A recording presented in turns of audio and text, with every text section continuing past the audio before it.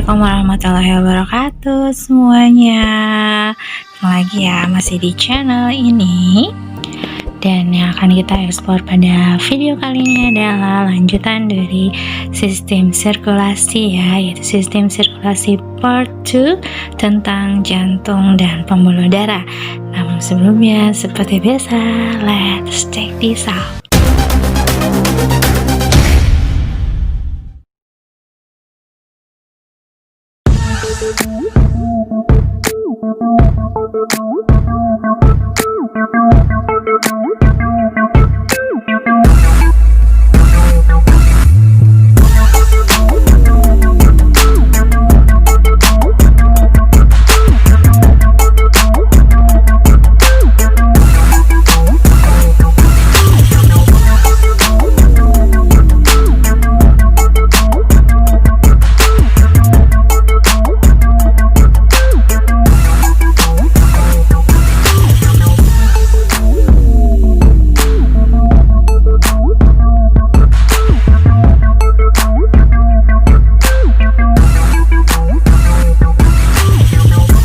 Jantung merupakan organ yang sangat penting karena memompa darah ke seluruh tubuh, membawa nutrisi juga oksigen untuk kehidupan kita.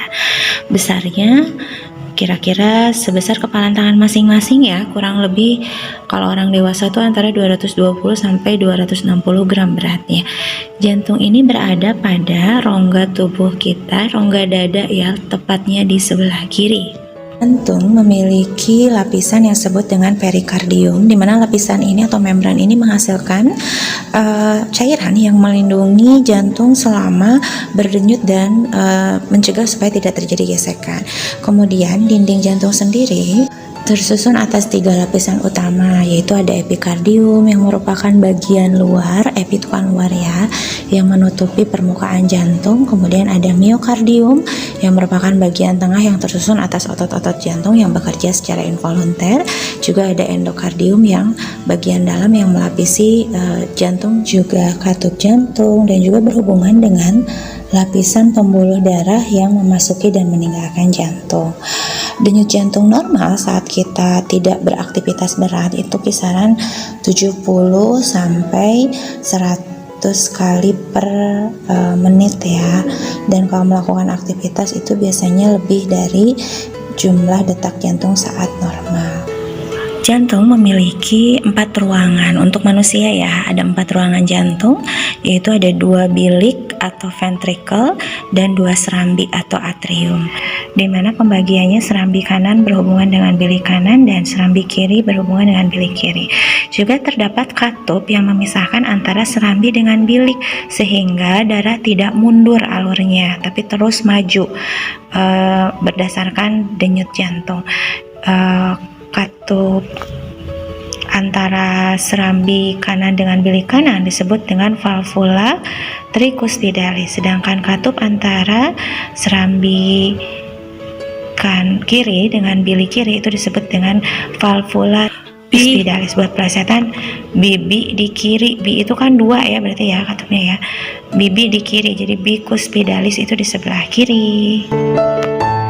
Oke, bahasan kita selanjutnya di sistem sirkulasi itu adalah pembuluh darah, di mana pembuluh darah merupakan saluran yang dilewati oleh darah menuju ke semua organ yang ada dalam tubuh kita. Pembuluh darah sendiri berdasarkan fungsinya dibagi menjadi beberapa jenis. Yang pertama ada arteri atau pembuluh nadi. Jadi kayak kalau dengar kata urat nadi itu sebenarnya nggak terlalu benar ya. Urat itu adalah otot, nadi itu pembuluh darah. Tapi karena sudah biasa dipakai serasa benar aja gitu ya. Jadi kalau sekarang dengar kata nadi, nadi itu adalah pembuluh darah ya. Dan pembuluh nadi atau arteri ini tugasnya adalah membawa darah keluar dari jantung, berarti menuju ke organ lain ya. Sementara pembuluh selanjutnya adalah pembuluh vena atau pembuluh balik. Nah, kenapa disebut pembuluh balik? Balik lagi ke jantung, berarti setelah berada dari luar, dia akan kembali lagi ke jantung gitu ya. Jadi balik lagi ke jantung.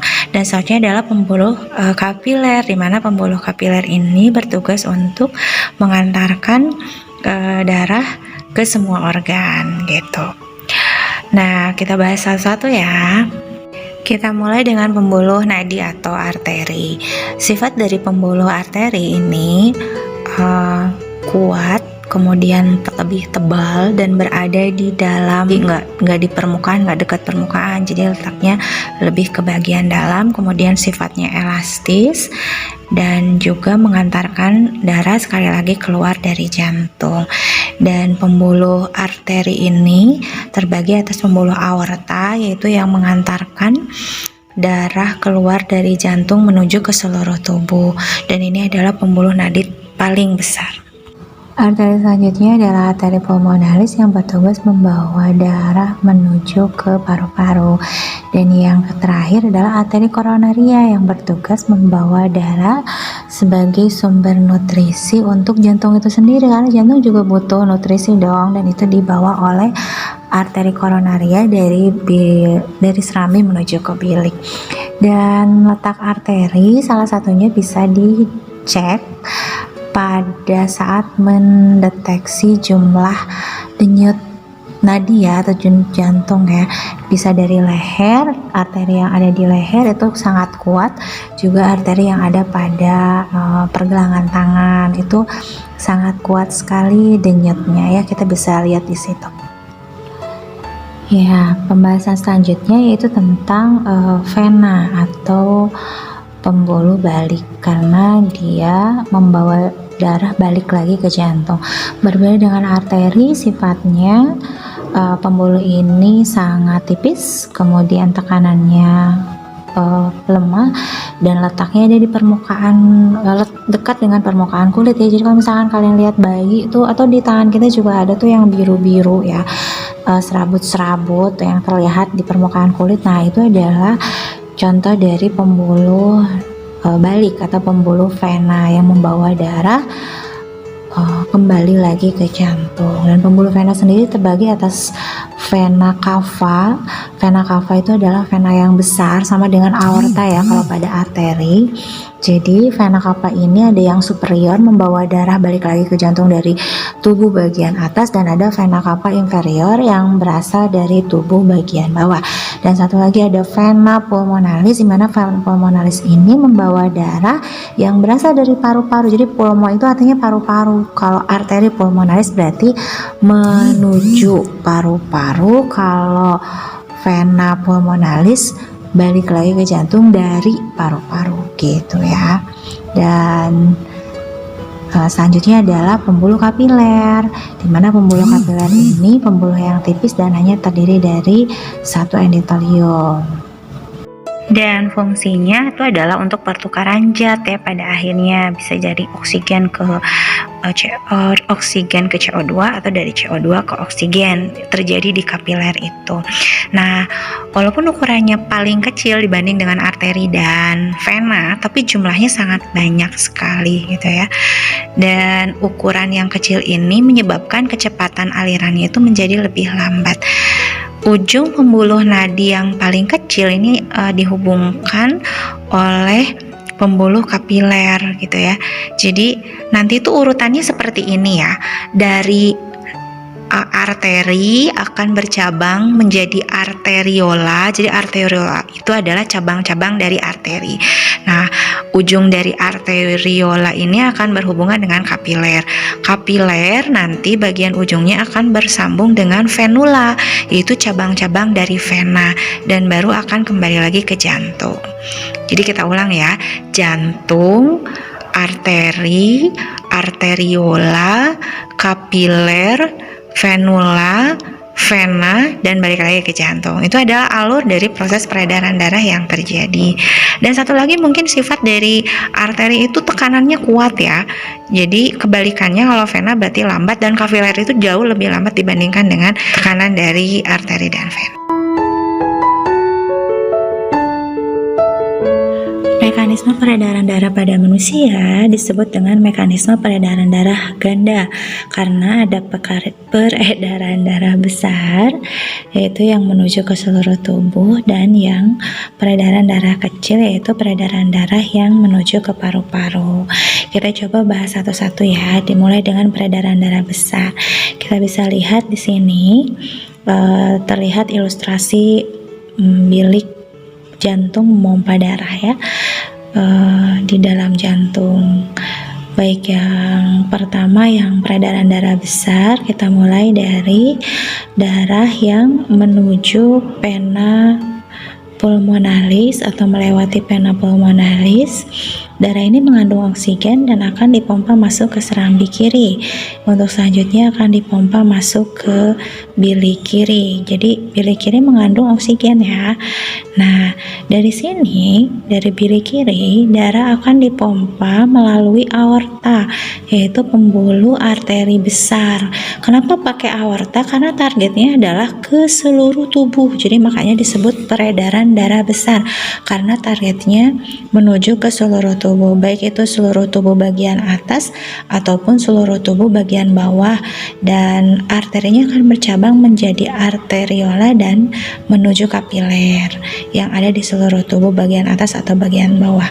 Nah, nanti akan kembali lagi ke jantung melewati vena atau venula, cabang-cabang dari vena ya, baru masuk ke vena cava superior bagian atas dan vena cava inferior untuk tubuh bagian bawah, yang akan dipompa masuk ke dalam serambi kanan. Nah, ini dia darah yang sudah mengandung CO2 ya, karena di seluruh tubuh itu terjadi pertukaran antara O2 menjadi CO2. Jadi jual O2 beli CO2 gitu, kayak kalau belanja ya.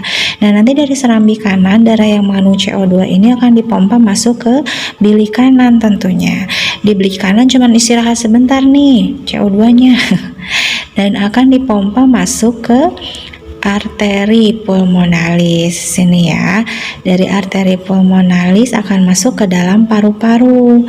Nah, ke sini. Jadi ini ceritanya di dalam paru-paru. Makanya disebut peredaran darah kecil, dan akan dipompa lagi masuk melalui vena pulmonalis untuk selanjutnya dipompa kembali menuju ke serambi kiri melalui vena pulmonalis, dan siklus pun berulang.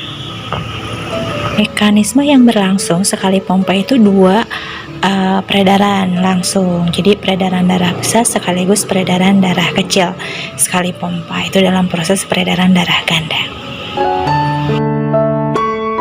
Ya, kita coba menggambar tentang proses peredaran darah ya. Kita mulai dengan jantung yang memiliki 4 ruangan seperti yang sudah dibahas sebelumnya, yaitu ada serambi kanan, bilik kanan, serambi kiri, dan bilik kiri.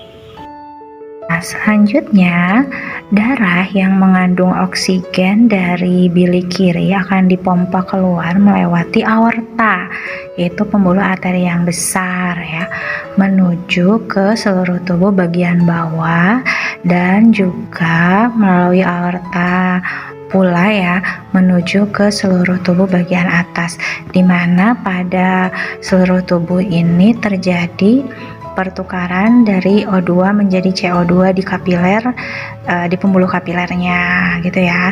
Dari tubuh bagian bawah dan bagian atas akan dipompa masuk lagi ke jantung. Kalau yang dari atas itu lewat vena cava superior, sementara yang dari bawah itu lewat vena cava inferior. Semuanya akan dipompa masuk menuju ke serambi kanan, dan dari serambi kanan akan masuk ke bilik kanan tentunya ya. Nah, jadi antara serambi kanan dan bilik kanan ini simbolnya biru nih, berarti itu mengandung CO2. Dan selanjutnya dari bilik kanan akan dipompa masuk ke paru-paru, di mana Dipompanya itu melewati arteri pulmonalis. Seperti sudah kita bahas sebelumnya, pulmo itu artinya paru-paru ya. Dan di paru-paru terjadi pertukaran CO2 menjadi O2. Lalu oksigen dari paru-paru akan dipompa balik lagi ke jantung melewati vena pulmonalis. Dan dari serambi kiri akan dipompa lagi deh masuk ke bilik kiri. Cocok kan? Tadi kita awalnya bahas yang bilik kiri mengandung oksigen. Ya, kita coba cek bareng-bareng ya. Nomor 1, serambi kanan. Oke, nomor 2, bilik kanan, keren. Nomor 3, serambi kiri. Nomor 4, ke bilik kiri. Jangan lupa simpan skornya ya, 100 per item. Nomor 5, aorta, keren. Nomor 6, tubuh bagian bawah. Nomor 7, tubuh bagian atas. Nomor 8, vena cava superior, good. Nomor 9, vena cava inferior, keren. Nomor 10, good, arteri pulmonalis. Nomor 11, paru-paru. Dan nomor 12, mantap, vena pulmonalis. Oke, semoga bisa memorizing lebih lama ya.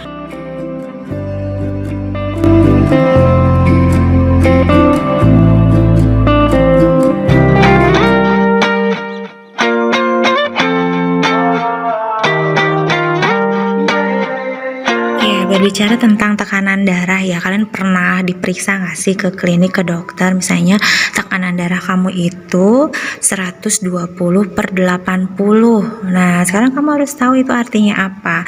Jadi 120 itu menunjukkan kondisi sistolnya, sementara 80 itu menunjukkan kondisi diastolnya. Apa itu sistol? Sistol itu adalah periode kontraksi jantung, di mana otot bilik pada jantung itu menguncup dan darah dari dalam bilik siap dipompa menuju ke arteri, baik itu arteri pulmonalis ataupun aorta, dipompa keluar dari jantung gitu ya. Jadi sekali lagi keywordnya kalau sistol itu berarti bilik kontraksi. Nah, yang satu lagi yang di bawah yang 80 itu adalah kondisi diastol atau periode relaksasi jantung, di mana yang menguncup itu adalah serambinya gitu ya. Jadi serambi akan menguncup dan mendorong darah untuk masuk ke dalam bilik, dan kondisi bilik ini ototnya relaksasi dan ruangan jantungnya itu mengembang. Jadi otot bilik mengendur maksimum dan ruang bilik mengembang maksimum. Itu adalah kondisi pada saat diastol atau relaksasi. Jadi kalau sekali lagi dipompa keluar itu berarti sistol, kontraksi jantung. Tapi kalau dipompanya dari serambi ke bilik masih di dalam jantung, itu disebutnya adalah diastol. Nah, alat yang digunakan untuk menghitung tekanan darah atau mengukur tekanan darah itu disebutnya adalah tensimeter atau sphygmomanometer. Alatnya seperti ini ya. Nah, kalau misalnya yang pakai yang manual itu kita menggunakan stetoskop. Kita bisa sambil mendengarkan denyut jantungnya. Denyut jantung pertama yang terdengar setelah alatnya dipompa gitu ya, itu adalah sistolnya. Jadi denyut nadi pertama yang terdengar.